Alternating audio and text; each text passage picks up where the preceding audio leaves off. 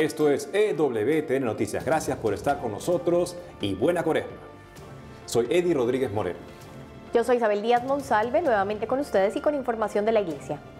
Estos son los titulares. Obispos de Costa Rica rechazan excesos en allanamiento a conferencia episcopal.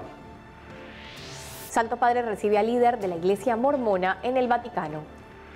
Papa Francisco ofrece oraciones por los fallecidos en el accidente de avión en Etiopía. Empezamos el programa con noticias de Costa Rica, donde se produjo un allanamiento a la sede de la conferencia episcopal, una acción que fue denunciada como excesiva por parte de los obispos del país. Veamos. Los obispos de Costa Rica rechazaron los excesos cometidos durante un allanamiento judicial a la sede de la Conferencia Episcopal Costarricense y la Arquidiócesis de San José, que tuvo como fin llevarse los documentos sobre los casos del ex sacerdote Mauricio Víquez Lizano, expulsado del estado clerical y prófugo de la justicia, y por el proceso que se le sigue al padre Manuel Guevara Fonseca, ambos acusados de abusos sexuales. A través de un comunicado, los prelados indicaron que el allanamiento lo realizaron al menos 20 agentes del organismo de investigación judicial, al mando de varios fiscales armados, con pasamontañas y equipos para derribar puertas. Estos mostraron una orden de registro del lugar y encerraron en un salón a todos los colaboradores de las diferentes instancias del episcopado. Además, los obispos dijeron que los agentes causaron destrozos materiales en el edificio y agregaron que pese a que los funcionarios se mostraron en la mayor disposición de colaborar y suministrar el material requerido, estos fueron tratados como personas peligrosas. Por su parte, Jason Granados, portavoz del episcopado costarricense, reiteró el deseo de la conferencia de cooperar con las autoridades. Nosotros hemos recibido hoy de parte de las autoridades judiciales la solicitud de una información, que es la primera vez que nos piden información, con mucho gusto la hemos aportado. Siempre lo hemos dicho, estamos en la mejor disposición con las autoridades. El objetivo que nosotros buscamos también es que todo esto se esclarezca y confiamos plenamente en el proceso judicial costarricense. Por su parte, los obispos manifestaron sentirse confiados en que la verdad prevalecerá en estas investigaciones y se encomendaron a la oración de todo el pueblo costarricense para que el Señor, por intercesión de la Santísima Virgen María, conceda paz, serenidad y justicia a todas las partes.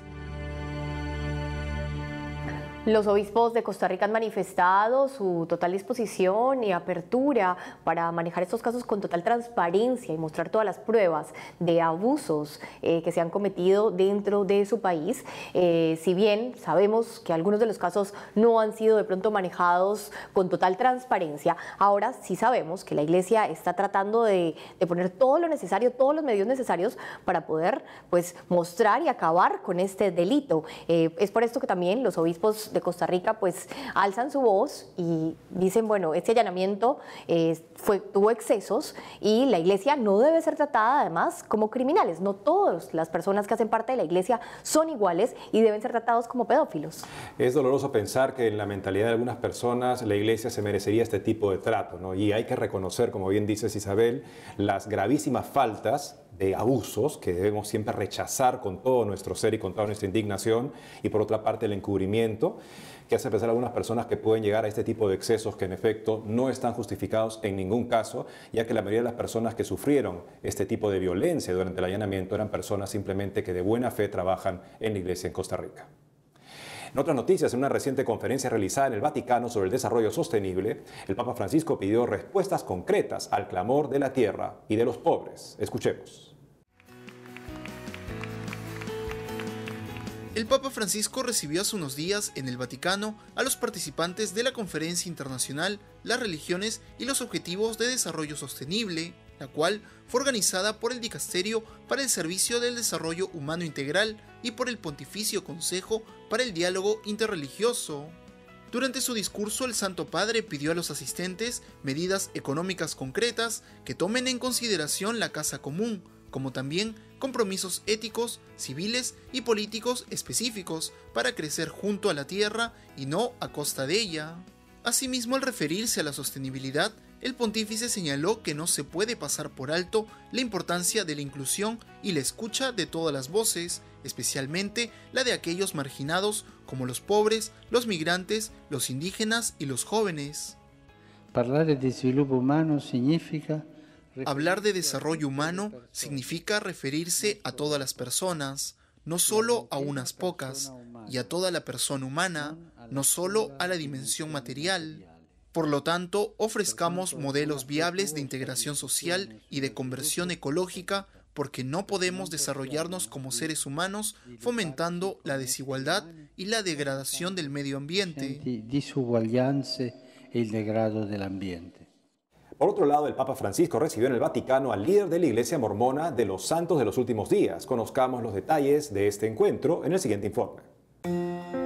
El sábado 9 de marzo, el Papa Francisco recibió en el Vaticano a Russell Nelson, líder de la Iglesia Jesucristo de los Santos de los Últimos Días, más conocidos como mormones, un encuentro que ocurre por primera vez fuera de Estados Unidos.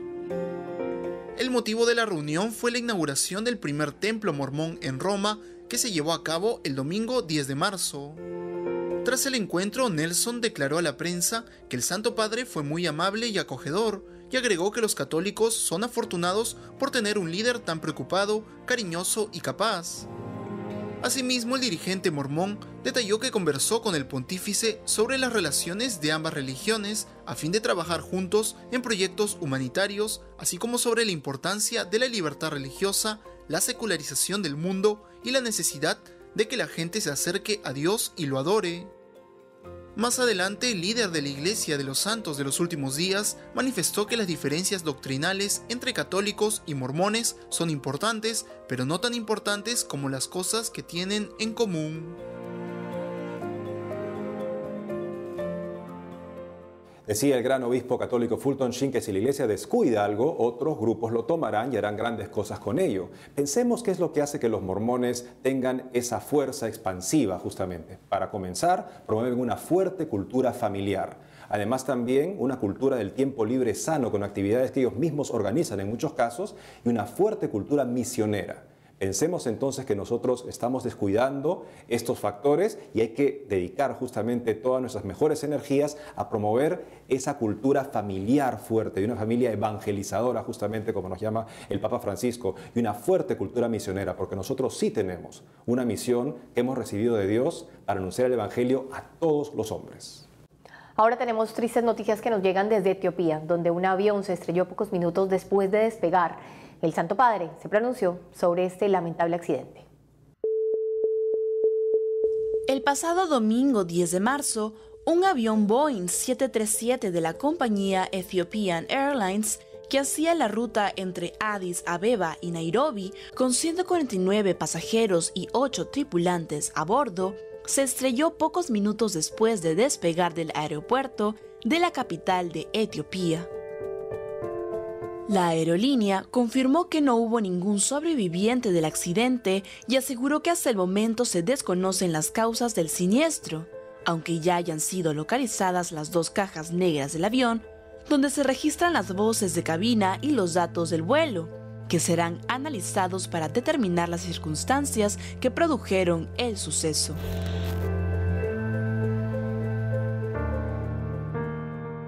Ante este lamentable acontecimiento, el Papa Francisco, a través de un telegrama firmado por el secretario de Estado del Vaticano, Cardenal Pietro Parolin, expresó su tristeza y ofreció sus oraciones por los fallecidos y encomendó sus almas a la misericordia de Dios Todopoderoso.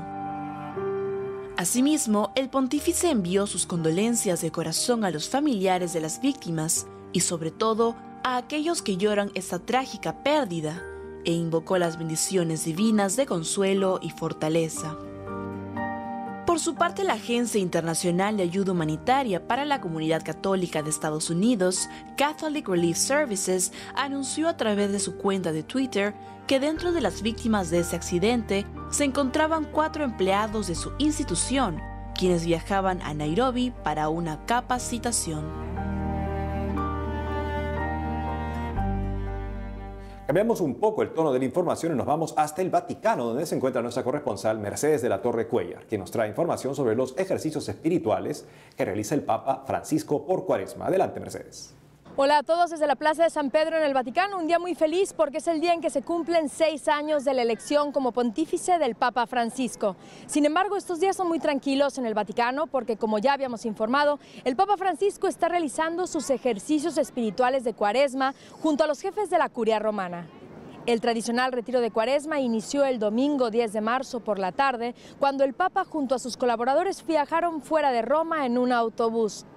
Una vez más, los ejercicios espirituales se llevan a cabo en la Casa Divino Maestro, localizado en la cercana población de Aricha.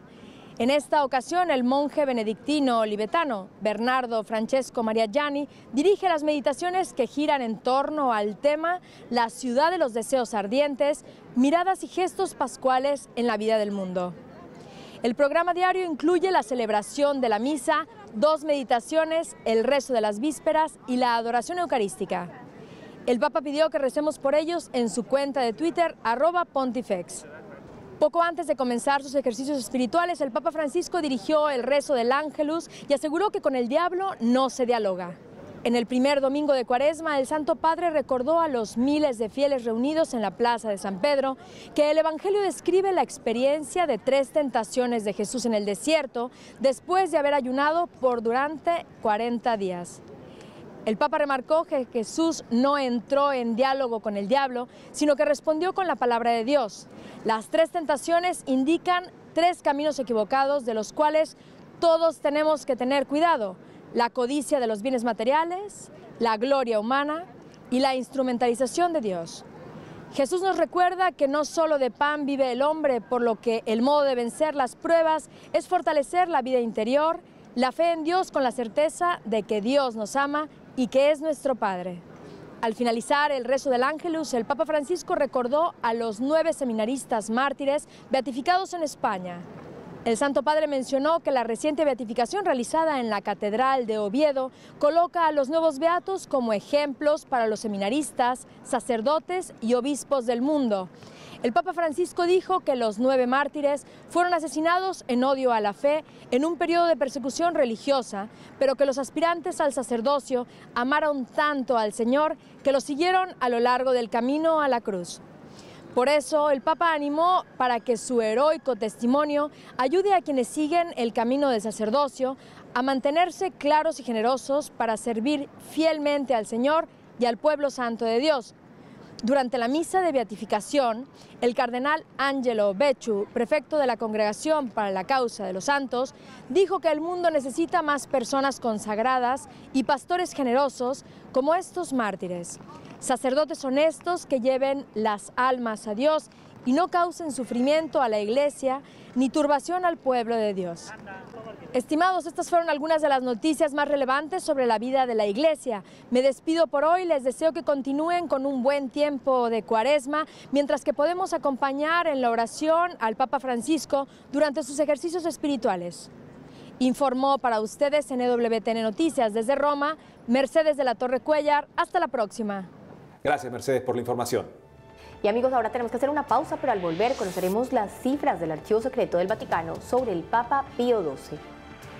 Y en Estados Unidos acabó la batalla legal entre Colorado y el panadero que se negó a hacer torta con contenido gay. Ya volvemos con más información en EWTN Noticias.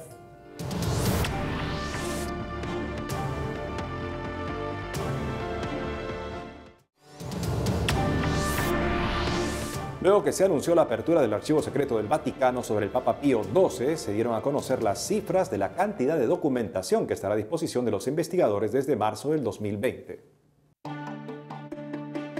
Luego de que se anunciara la apertura del Archivo Secreto del Vaticano sobre el Papa Pío XII, el prefecto de esta comisión, Monseñor Sergio Pagano, dio a conocer en un reciente artículo la cantidad de documentación que estará a disposición de los investigadores desde marzo de 2020. Estos documentos serán acerca del Papa Pacelli, la Curia del Vaticano y las representaciones pontificias desde 1939 a 1958.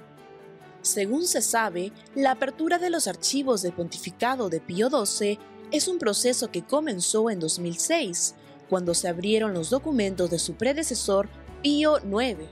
Además, agregó que estos archivos siguen siendo en la actualidad muy solicitados por estudiosos e investigadores. Por otro lado, Monseñor Sergio Pagano señaló que más de 150.000 archivos compuestos por decenas de folios estarán disponibles y, en pos de facilitar la investigación, contarán con descripciones computarizadas, así como una versión impresa. Además, para acceder a la investigación gratuita y abierta del Archivo Secreto Vaticano, será necesario tener un título de especialista u otro título universitario equivalente. Finalmente, se resaltó que este trabajo fue realizado gracias a la labor de 20 funcionarios del archivo durante 13 años, además de la ayuda de otros 63 colaboradores. El Papa decidió desclasificar la documentación reservada, privada, secreta durante el pontificado de Pío XII, y esto no hará más que fortalecer lo que ya muchos estudiosos han podido argumentar y demostrar en muchas obras, incluso personas principales, historiadores de la historia de la Segunda Guerra Mundial, como el judío de Oxford, Martin Gilbert, justamente sobre la grandeza de la obra de este Papa. Podemos esperar justamente que estas documentaciones nos mostrarán su interés justamente para promover la causa de la libertad religiosa y la protección de los católicos y los judíos en los momentos más difíciles de la historia del siglo XX. Por otro lado, hace unos días acabó la batalla legal entre el estado de Colorado en Estados Unidos y Jack Phillips, el panadero, que se negó a hacer un pastel con contenido gay. Veamos. Hace unos días, la Comisión de Derechos Civiles de Colorado en Estados Unidos y la pastelería Masterpiece Cake Shop acordaron desestimar la acción estatal contra Jack Phillips, propietario de dicho negocio, poniendo fin a una batalla legal que duró más de 6 años. Como se recuerda, la Comisión Estatal de Derechos Civiles procesó a Phillips por negarse a realizar un pastel con motivo de una ceremonia de bodas entre personas del mismo sexo y rechazar una torta por el aniversario del denominado cambio de sexo del transexual Otto Mescardina, debido a que para el panadero las temáticas solicitadas violaban sus creencias religiosas. Más adelante, el mismo comité emitió una queja formal contra el local poco después de que la Corte Suprema dictaminara que se estaban violando los derechos de Phillips. Ante esto, el panadero manifestó que la hostilidad del primer caso ya le había costado el 40% de su negocio. Sin embargo, afirmó que incluso después de la primera sentencia, la Comisión del Estado de Colorado fue implacable en su intento por aplastar su panadería a causa de defender su fe. De acuerdo al vicepresidente senior de la División Legal de los Estados Unidos, la victoria del panadero es una gran noticia, ya que la tolerancia y el respeto por las diferencias de opinión son esenciales en una sociedad diversa como Estados Unidos. Es admirable la valentía de este panadero, quien por su fe y por sus creencias, pues ha perdido hasta casi el 40% de su negocio y sin miedo a seguir defendiendo sus creencias. Esperamos que por fin pueda estar libre, en paz, tranquilo de persecución religiosa, y ojalá que los gobiernos en el mundo entero puedan garantizar a las personas, puedan garantizarnos también a los católicos el poder vivir nuestra fe libremente. Ahora damos la bienvenida a nuestro nuevo corresponsal en Argentina, Rolando Vera, quien nos brindará información sobre la iglesia en este país. Adelante, Rolando. Hola amigos, es un placer saludarlos desde el santuario de Nuestra Señora de Luján, patrona de la República Argentina.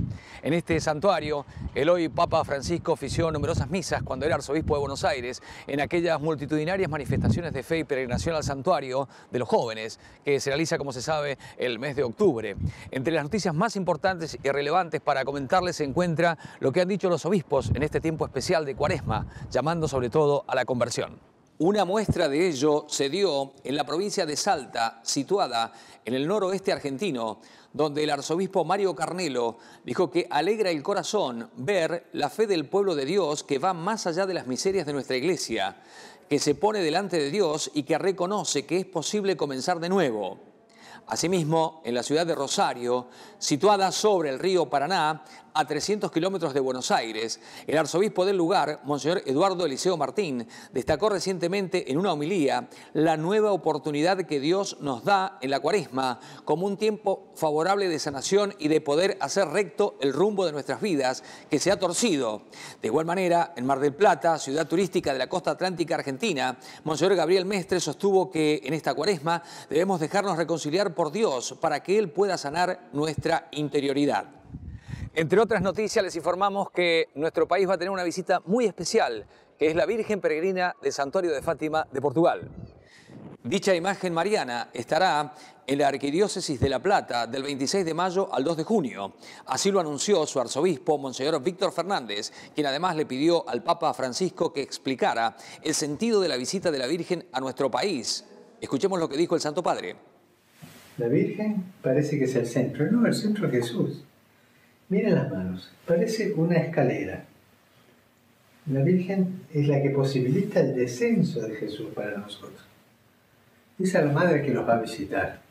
Así que cuando lo visitan a ella, agradezcanle de haber traído a Jesús. Y agradezcanle ese mandamiento tan grande que nos da a todos nosotros. Hagan lo que Él les diga. Recíbanla bien, háganle fiesta, que es la madre, y sobre todo por el regalo que les trae, que es Jesús. Que Dios los bendiga y récenle por mí a la Virgen también. Gracias. Y a propósito de este recorrido de la Virgen Peregrina de Fátima, debemos recordar que visita nuestro país en un año eminentemente electoral, donde el pueblo argentino sigue de pie defendiendo la vida después del rechazo del proyecto de ley de aborto del 8 de agosto de 2018. Por eso también se prevé una gran movilización para el 23 de marzo en toda la nación argentina a propósito del Día del Niño por Nacer. En el marco de esta próxima manifestación, en la provincia de Corrientes, que está emplazada en la región mesopotámica de nuestro país, Monseñor Andrés Stanovnik animó a los fieles a hacerse presentes ese día. Invitamos a la Marcha por la Vida el sábado 23 de marzo a las 17 horas.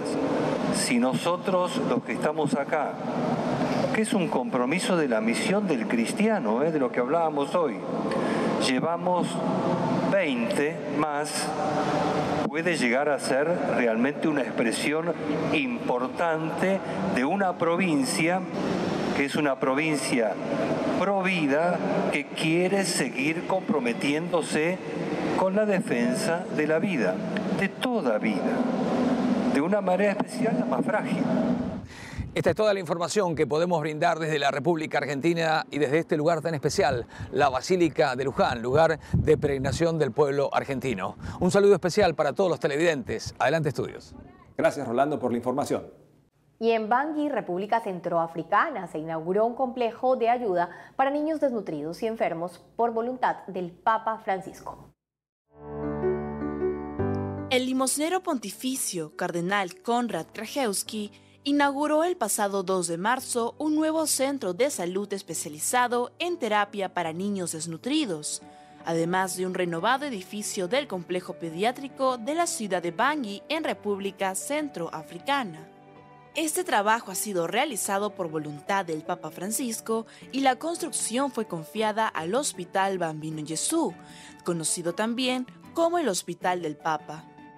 El proyecto pudo llevarse a cabo gracias al trabajo conjunto de varias iniciativas solidarias y de recaudación de fondos.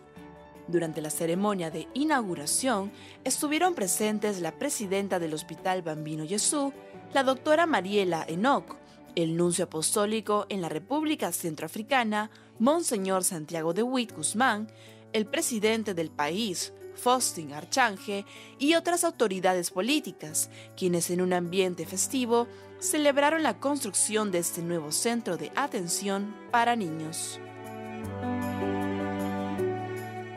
Esta es una muy buena noticia que nos llega desde África y también vemos cómo el Vaticano está presente ahí con su ayuda, como también a través del Hospital Bambino Gesù, que también sabemos, lo conocemos como el Hospital del Papa, está ayudando a los pequeños que tanto lo necesitan en este lugar, sobre todo en la desnutrición, en las enfermedades cotidianas que también necesitan ser atendidas.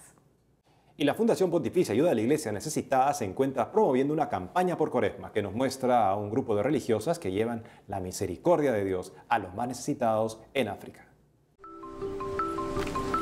Hello, I'm Sister Cecilia.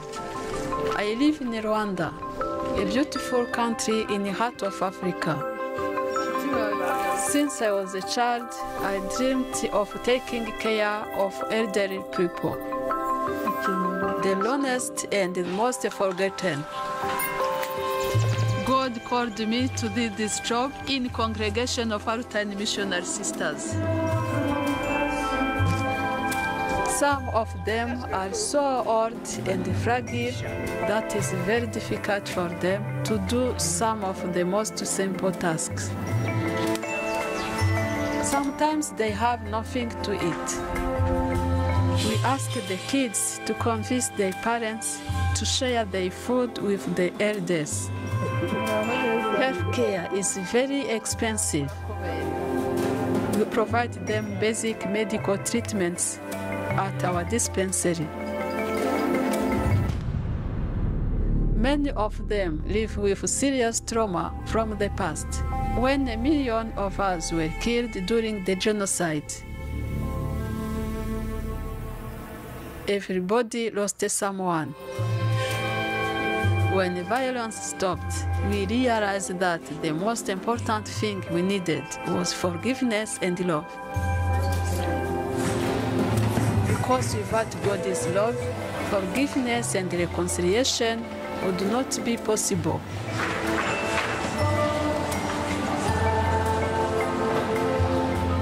All that is possible because of you. Thank you, ACN.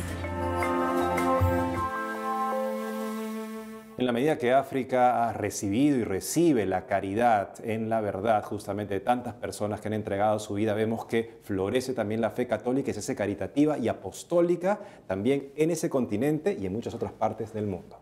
Así es, Eddie, qué bonita la labor que hace esta religiosa de estar ahí entregándose por los que más lo necesitan. Una gran mujer que también pues, nos muestra a esas personas que están ahí en el silencio a veces, porque no conocemos muchos de los rostros, pero que en el día a día ellos lo hacen por amor a Dios y a los demás. Así es, amigos, y es todo por hoy en EWTN Noticias. Les queremos agradecer que hayan estado con nosotros. Saben que nos pueden seguir en las redes sociales. Hasta pronto.